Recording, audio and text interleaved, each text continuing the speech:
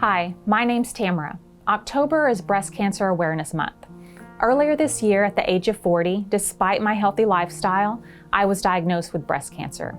It was a complete shock and felt like a nightmare. But now, with all that I've experienced and all that I've learned, I want to spread the word about preventative care and early detection, as well as share my experience with the newly diagnosed who have to navigate through the treatment options to fight for their life. Today, I'm thankful to not have any evidence of cancer, and I try to make sure I celebrate each day with gratitude. Deaths from breast cancer have declined over time thanks to early detection, but breast cancer remains the second leading cause of cancer death among women. Early detection saves lives, so don't delay your mammogram screenings, especially if you have a family history of cancer. Talk to your doctor about your screening schedule and what it should look like. Also, there are a lot of programs and partnerships within hospitals that offer eligible women free mammograms, so don't let cost stop you. 40% of diagnosed breast cancers are detected by women who feel a lump, so it is extremely important to begin regular self-exams and do them monthly. That's how I found my cancer, but not all lumps can be felt. That's why mammograms are also important. And if you are ever told that you have dense breast tissue, I strongly recommend you request an ultrasound along with your mammogram. My breast cancer did not show up on the 3D mammogram and was only detected on ultrasound. Had I not felt the lump, it would have gone unnoticed with just the mammogram screening alone. Dense breast tissue is common and is not abnormal. However, dense tissue can make a mammogram more difficult to interpret and may also be associated with an increased risk of breast cancer. Prevention is an important focus. 1 in 8 women in the United States will be diagnosed with breast cancer over the course of her lifetime. That's about 13% of us. The majority of women have no known genetic risk factors. Only about 5 to 10% of breast cancers can be linked to known gene mutations. If you have a family history, ask your doctor about genetic testing. About 85% of breast cancers occur in women who have no family history, but know that a woman's risk nearly doubles if she has a first-degree relative, like a mother, sister, or daughter, who has been diagnosed with breast cancer. Cancer grows when a cell's DNA is damaged, but why or how that DNA becomes damaged is still unknown. It could be genetic or environmental, or in most cases, a combination of the two.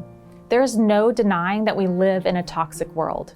Exposure to chemicals, carcinogens, and hormone disruptors is something we can't easily avoid, but we should try.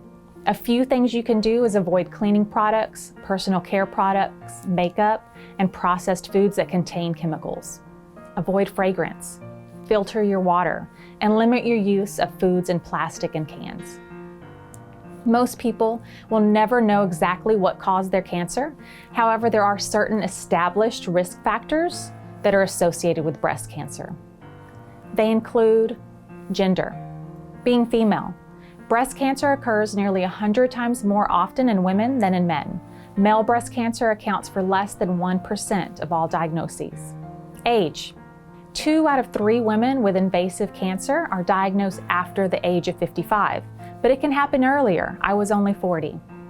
Being overweight or obese. Having a family history of cancer and genetic factors. Having dense breast tissue.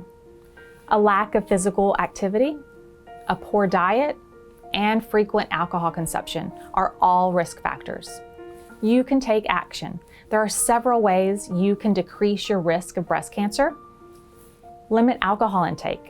Drinking even a small amount of alcohol is linked with increased risk of breast cancer. Many people don't know that breast cancer is the most common cancer caused by alcohol among women.